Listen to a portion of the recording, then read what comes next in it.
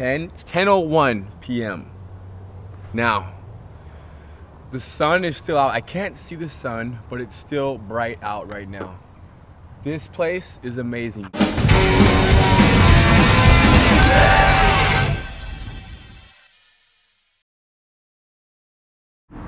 We're here, UK, GJJ, Bradford, England.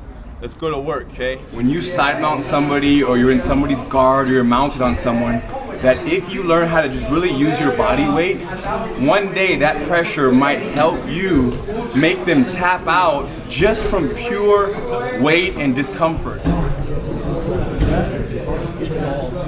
Sasha, on a scale of 1 to 10, how cooperative, how much flow, how much keep it playful exists in this building? In this building, it is stacked to the rafters with keep it playful. Got it.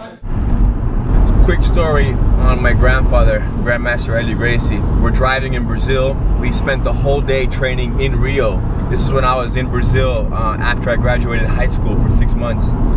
And we finished training at Saulo's Academy in Rio, and we're going back home. I am exhausted. The whole day gone. It's like 5 or 6 p.m. We're coming home, and he's on this side of the car driving, which is the correct side, and I'm over here, passenger. I'm exhausted, so I start looking at him behind his sunglasses to see if he's tired, to see his eyes, right? And before long, his eyes begin to close and he starts to drift into a different lane, like slightly like just going in a different lane. So I grab the steering wheel and I just kind of slowly put him back on track. And as I grab it, he says, "Hey, what are you doing? Don't grab the wheel." And I say, "Grandpa, you're falling asleep." Of course, he says, "No, I wasn't." And he was, but the cool part is that he said no, he wasn't. The even cooler part is that my plan was to just slowly bring him back on track and not even say a word, but he felt the grab of the steering wheel and it woke him up. If he would have kept sleeping, to me, no problem. As long as the foot's on the gas and there's no traffic, we would have got home eventually. Hey, the cool part is you all didn't die. The cool part is that we all didn't die, okay? Well, we weren't supposed to die, not that day. Stockport, England. We're here with our friends right here. Ross, Alex, Rick, and Rob, all teachers. They run different schools, other areas, but if you're in this area, come train with these two right here. Anytime I get my neck wrapped, I keep my hand right here near his wrist. I know he wants to grab my wrist, Rob. He wants to do that. One more time, go back. And as he circles his hand, I redirect, feed. I feed his hand, I redirect his energy behind his own back. And now I have his arm. Hold this like here and hold this. I could roll him out now. I could hand off an arm lock. But the point is, move a little faster, go. Boom, I just push it back. So I keep a constant energy against his wrist. Go ahead again. And I guide it back. And even though I lost the grip right there, it doesn't matter. I just slap it behind his back. Hand number 2 is waiting for it, and now I have the arm. And if only to bug the person, it's worth it. Now, is there a risk? Yes. I might make a mistake, and he might grab my wrist. If he grabs my wrist, and my arm's stuck for a little while, I don't mind, okay? And if he submits me, I don't mind. But if I get his arm behind his back, he really minds. So, have fun with that. Right now in the seminar, we are covering some cross chokes. And I just told the class right now that the #1 advice from my grandfather was that whenever you put a hand in the collar, you don't pull. Don't make your hand be so obvious. Our grandfather would always say, put the hand in the collar very gently, very relaxed, so they almost forget about hand number 1, making hand number 2 that much faster.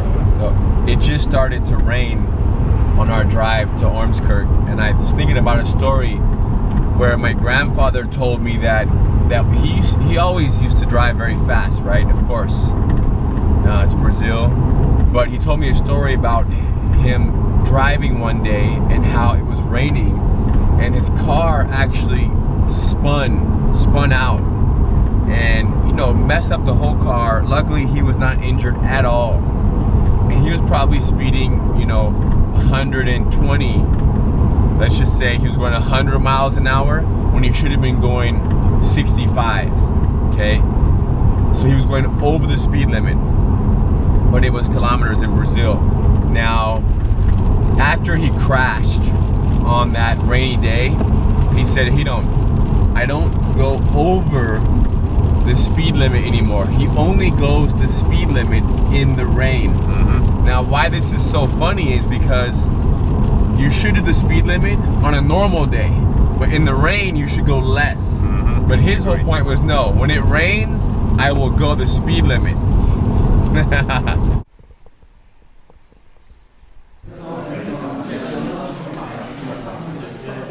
We're here, Forza Combat Academy. Where are we? Ormskirk. It's a difficult word for me. We're doing a little bit of arm lock control. This is Ross. He runs the school. He's trained with Hoist for a long time now, and I have met him. This is our second time training together? Yeah, second time. So if you're in this area, come visit these guys. But watch this real quick. This is what we're covering. So you're laying down, arm lock right here. Whenever you have someone's arm wrapped, they might want to do a big sit up. Go ahead, sit up. And if they sit up, go back.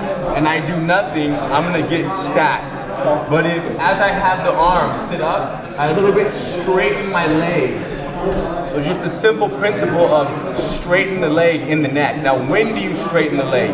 Not before my shoulder hits the floor. So he sits up, go ahead, boom, now.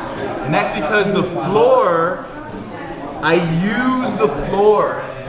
It's almost like I get my strength and the power to keep him pinned by pushing off the ground through my whole body. I'm connected to the floor. Hopefully one day I'll see pictures of you guys out there here with him, and you'll tag me and then say, hey, don't look at it, I went and saw Ross because of you.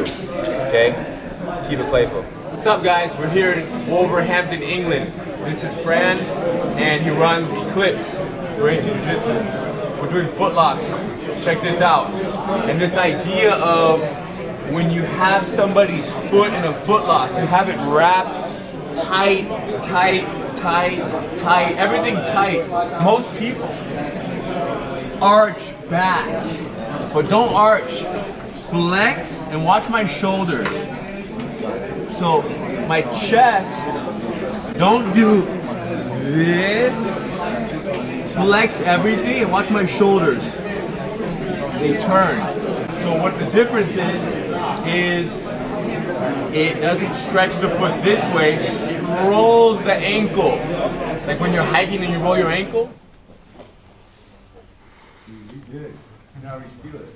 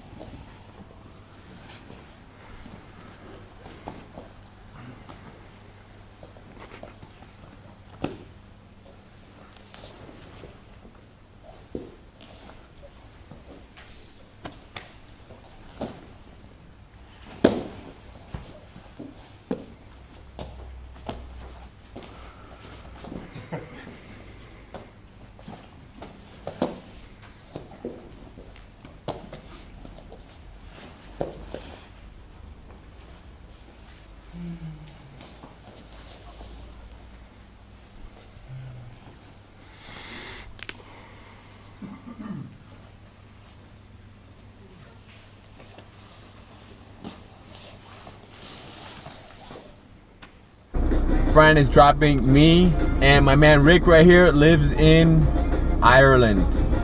But we're going to the train station to go to Scotland. It's my first time in Scotland. The Gracie family is from Scotland. I hope to find some cousins. I'm gonna bring them back, train them, make them naturals, and they'll help us take over the world. Scotland. It's my first time here, and we're discussing arm locks. And when it comes to arm locks, freeze. The top person, John's focus should be only keep Rick from escaping. Often the top person thinks what? How to catch the arm, and then the bottom person uses your energy to climb on top.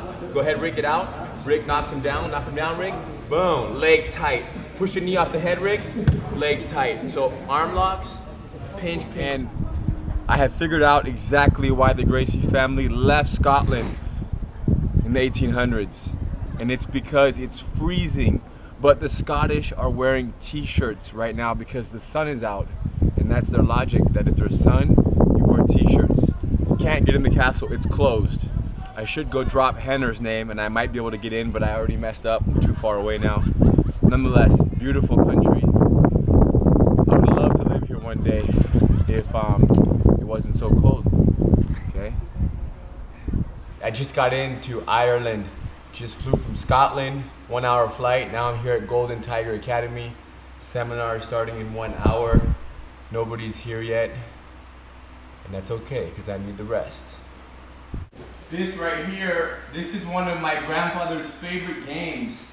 Like I said earlier, if the person has, relax, locked hands around you, there are different defense strategies.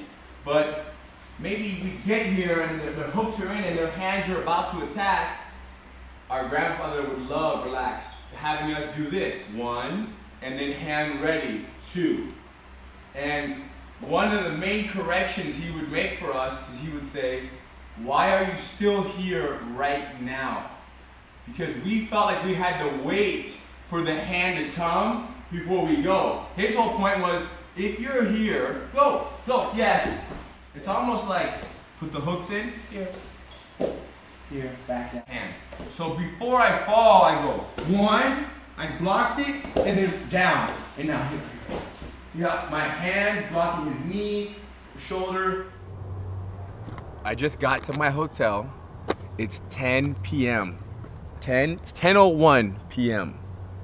Now, the sun is still out. I can't see the sun, but it's still bright out right now. This place is amazing. Estamos aquí en Arganda, Madrid, con mi amigo Alex, profesor de Jiu-Jitsu. Tienes esse seminário hoje com quantos alunos? 30. 30 alunos, 30 e pouco. Perfeito. Então, graças por receber-me e vamos treinar.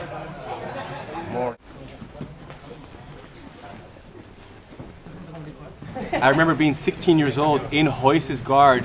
He would have his hand in his belt and just do open guard, legs everywhere. So we're covering some aspects of what he did with just sticky feet, sticky legs, hooks, and grips, just to make the guard pass hard work for whoever's on top. Estamos aqui no Instituto de Artes Marciales.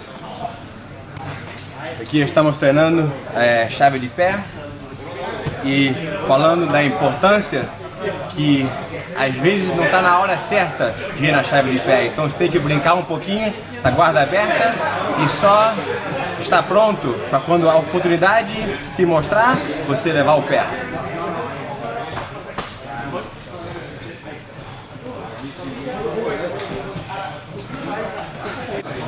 Davi e Henrique são os dois professores de academia. Muchas gracias para me ter aqui. Thank you for having me. E como é que está o seminário? Tá bom? Está muy bueno. Todas las técnicas que estamos dando más surgieron. Estamos pasando muy bien. Gracias por venir. Graças.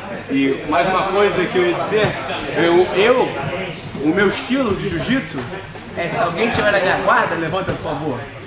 Eu sou alguém que joga o meu pé embaixo do braço, só para ver, só para testar a sua chave de pé, para ver se eu consigo me defender.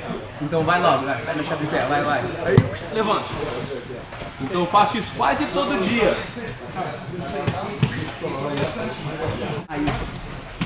Please forgive my Spanish, okay? I'm speaking Portuguese a little bit, but trying to speak Spanish, forgive me. What matters is that we're here with some more Jiu-Jitsu brothers, and if you're in Madrid, come by and say what's up. I made my way to Winnipeg, Canada. Michael and Julian run these classes here, and we're actually in Winnipeg. It's no joke over here. It's nice and chilly. What's the value of being relaxed? And the value is, one, you save energy, but even more valuable at times is that by being relaxed, keep your head heavy right there, Julian. Start hugging that arm, hugging the neck, heavy head, heavy head. Now all of a sudden, he hugs the neck, and boom, explode. So by being relaxed, it allows you to then change gears and surprise the person much more than if you were tense, be more predictable, and therefore you might not be surprised. How often do you guys play this game right here? How often do you guys do this with your hands? And you can't escape the mount, Michael, you can't escape. You just gotta be here, yes. And I put my hand on the collar, and whoop, hand number 2 in, and whoop, hand number 2, whoop, whoop, whoop, oh.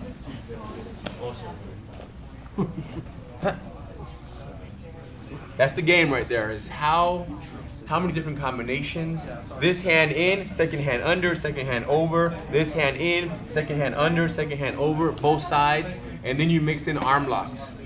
Thank you for the seminar at Michael's school. We're in Winnipeg. Jeff's school is in Edmonton. Where else we got people? The people in BC, Alberta, Ontario.